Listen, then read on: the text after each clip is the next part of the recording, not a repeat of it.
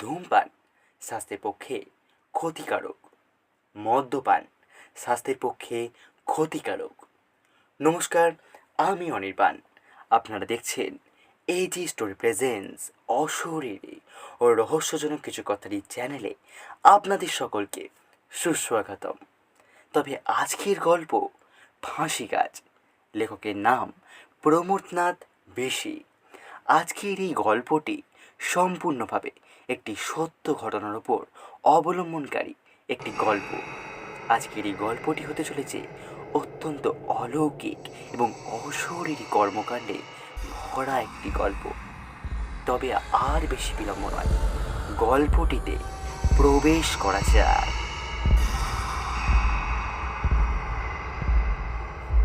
আমাদের গ্রাম থেকে রেল স্টেশনে পৌঁছাবার পথের মাঝামাঝি একটা প্রকাণ্ড গাছ ছিল। গাছটি একটি বনস্পতি, যেন বিশাল তেমনি প্রাচীন। আর সেটা যে কি গাছ তার পরিচয় কেউ জানত না।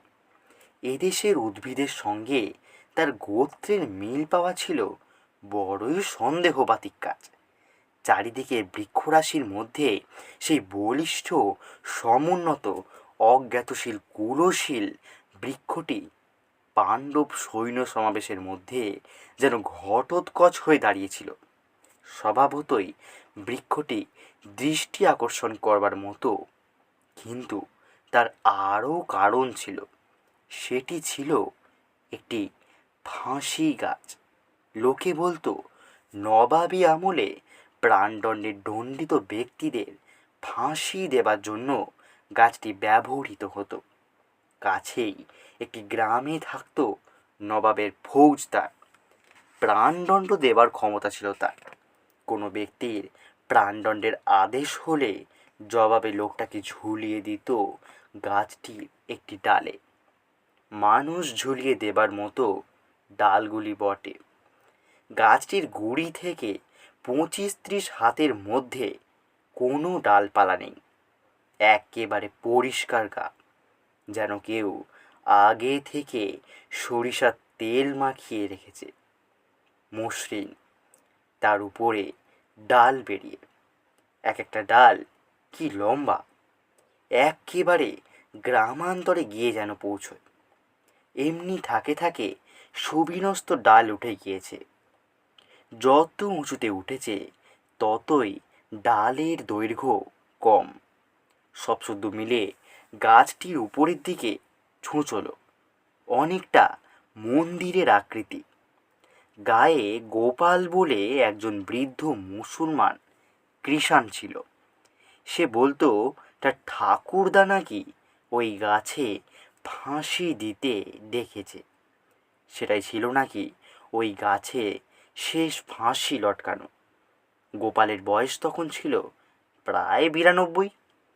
গোপালের কথা সত্যি হলে তার ঠাকুরদার সময় নবাবী আমলের শেষ পরে বটে।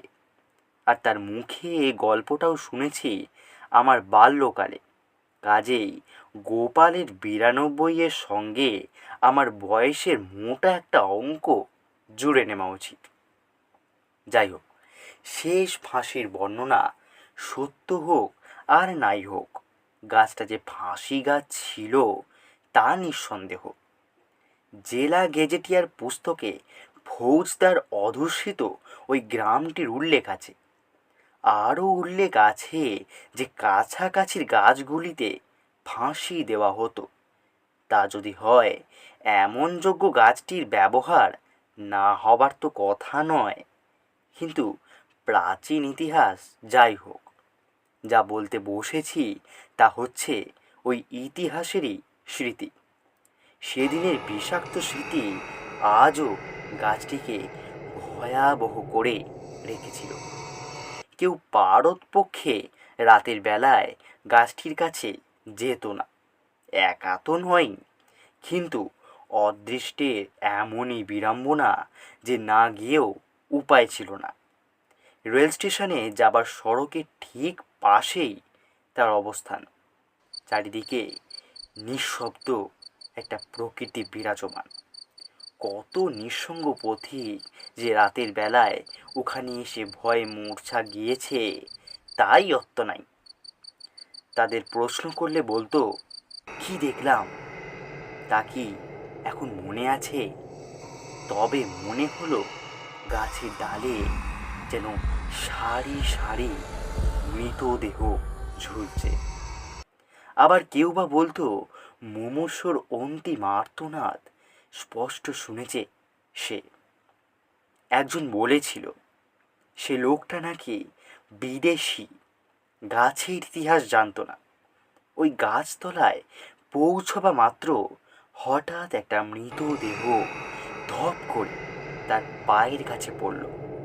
সে চমকে উপরের দিকে তাকিয়ে দেখে যে গাছের ডালে লম্বা একটা দড়ি ঝুলছে।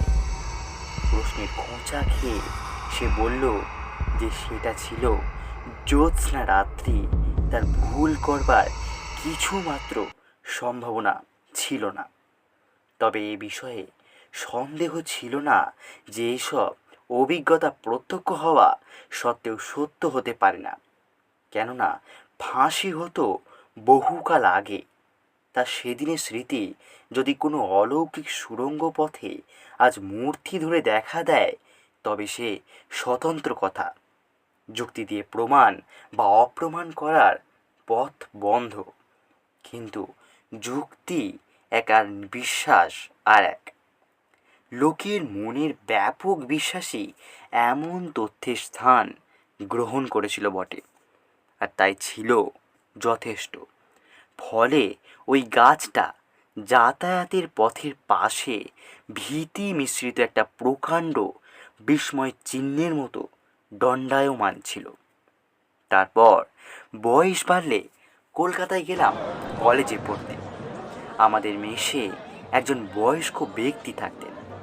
তার আবার থিওজফি চর্চার বাতিক ছিল বটে। তার সঙ্গে আমার ঘনিষ্ঠতা হয়েছিল। তাকে ফাঁসি গাছটির বিবরণ শুনিয়েছিলাম আমি। তিনি কিছুমাত্র বিস্ময় প্রকাশ না করে বললেন, এমন হওয়া মোটেই অসম্ভব নয়।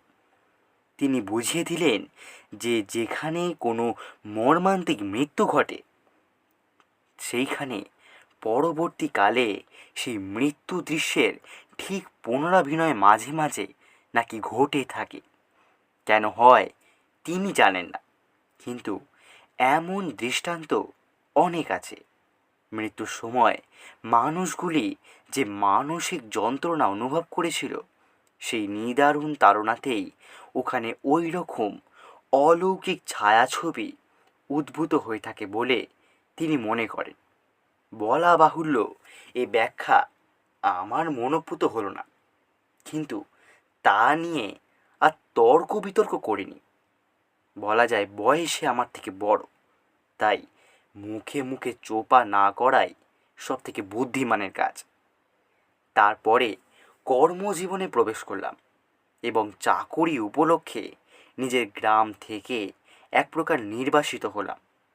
বহুকাল জীবনের দুটি দশক কাটল দেশে এবং দেশান্তরে। এই সময়ের মধ্যে স্বগ্রামে যাওয়ার সুবিধা হয়ে ওঠেনি।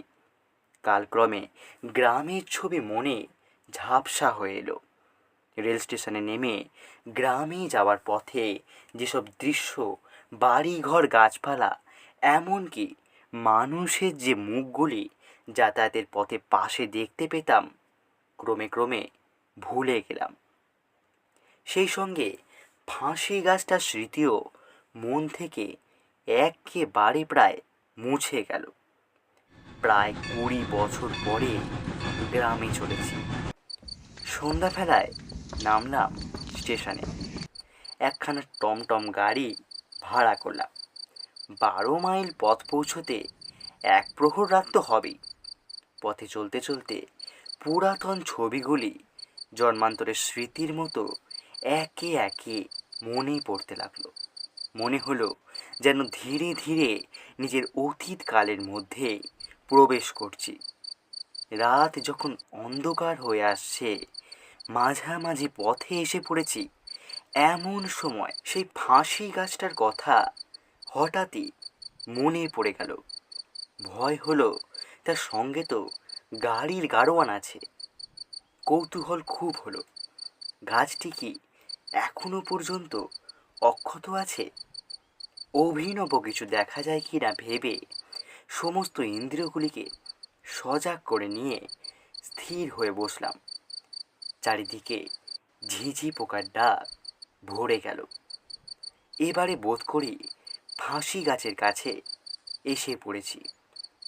রাস্তার বাঁ দিকেই গাছটা।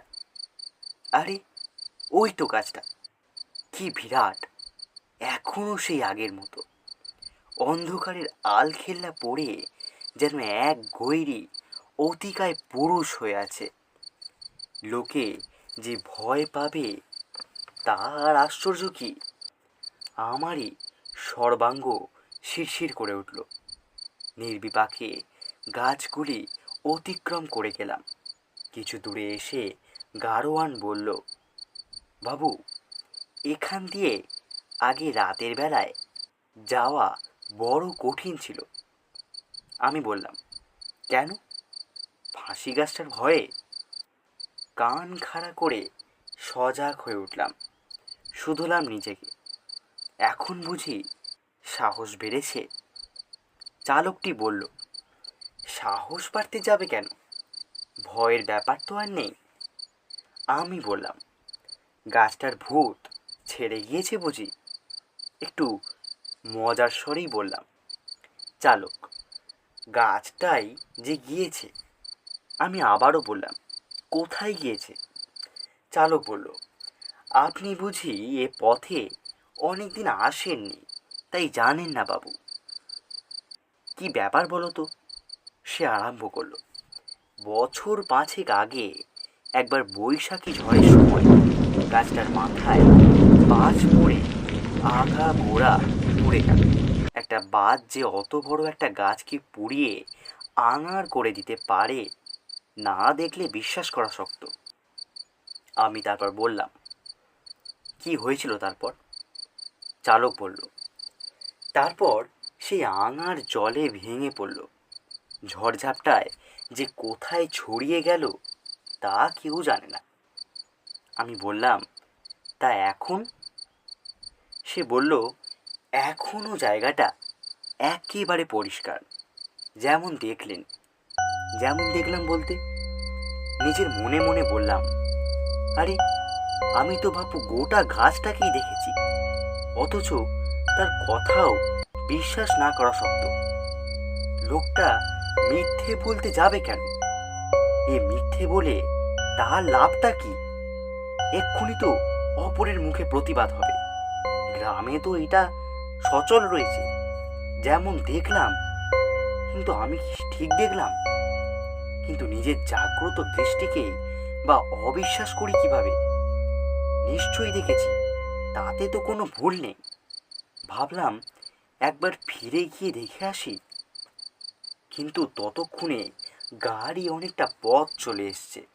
তাছাড়া লোকটাই বা কি ভাববে? তবে আমি কি দেখলাম, ছায়া নাকি মায়া? কিন্তু কিছু আছে তো নিশ্চয়। তখন মেষের সেই থিওজফিস্ট ভদ্রলোকের কথা আমার অনেকটাই মনে পড়ে গেল। ভাবলাম, গাছের ডালে মৃত্যু দৃশ্যর পুনরাভিনয় যদি সম্ভব হয়, তবে মৃত গাছটির পুনরাভিনয় বা কেন অসম্ভব?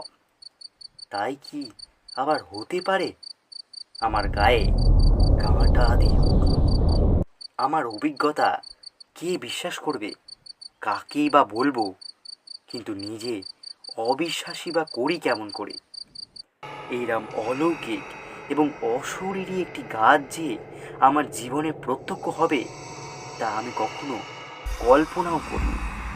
বিশেষ করে এইরকম মধ্যরাতে গায়ে কাঁটা ও রক্ত হিম করে দেওয়ার মতন যে একটি কর্মকাণ্ড ঘটবে আমার সঙ্গে, তা কে আর জানত?